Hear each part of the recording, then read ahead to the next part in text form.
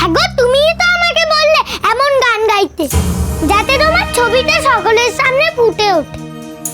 আমি তো তাই করলাম গো।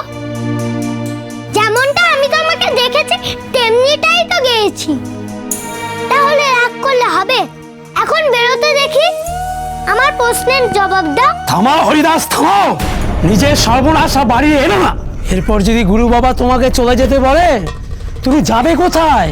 শেষ বয়সে কি মাথার উপর ছাদ হারাবে? পথে ঘুরে মরবে?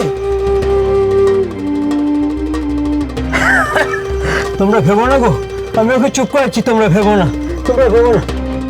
এ কি করছিস, এ কি করছিস পটল তুই? দেখো বাউল দাদু, তোমার সায় কিছুতেই এখান থেকে বের হচ্ছে না। ডাকো দেখিনি, আর খেলা হবে না। তুই চুপ করতো বাচ্চা, তুই এবার চুপ করতো, তুই দয়া করে তোর মুখটা বন্ধ কর। এভাবে কেন বলছো বাউল দাদু আমাকে? দয়া করো সাই, আমি তোমাকে কথা দিচ্ছি, আমি ওকে তাড়িয়ে দেবো। তুমি বেরিয়ে এসো গো সাই, তুমি বেরিয়ে এসো। আমাদের বড় অন্যায় হয়ে গেছে সাই, আমাদের বড় অন্যায় হয়ে গেছে। তুমি দয়া করো সাই, তুমি দয়া করো, তুমি বেরিয়ে এসো। তাড়িয়ে দেবে আমায়? বেরিয়ে এসে কি লাভটা হবে হরিদাস? এই ছেলেটার মুখটা দেখবে না বলেই তো বাবা গিয়ে দৌড়টা দিলেন। হ্যাঁ, এত বড় অন্যায় করে কেমন করে তাকিয়ে আছে দেখো তোমার গোপাল। আমি কথা দিচ্ছি সাই, তোমাকে কখন আর পটলের মুখ দেখতে হবে না, কখন না।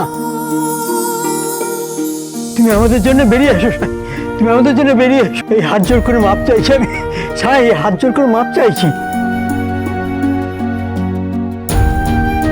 বাউল দাদু তো মিথ্যুক নয়, তাহলে কেন মিথ্যা বলছে? কেন বলছে আমার মুখ দেখতে হবে না? তবে কি সত্যি করে আমাকে বের করে দেবে বাউল দাদু? তুমি বললেই কি বাবা শুনবে নাকি? আগে ওই ছেলেকে আখড়া থেকে বের করো, তবেই বাবা এখানে আসবেন।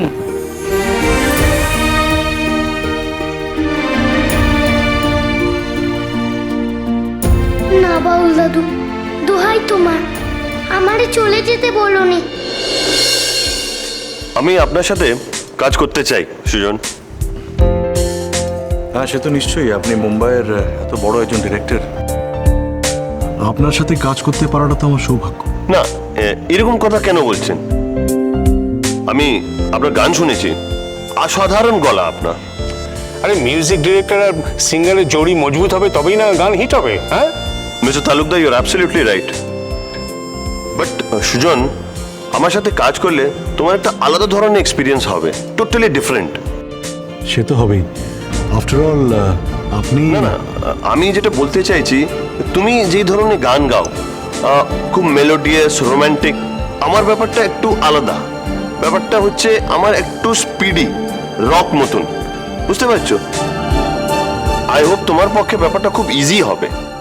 আমার সুজন সেরকম সব গান গাইতে পারে মিস্টার রক্ষিত। কি তাই না সুজন? ইয়েস অফকোর্স, আমি পারবো।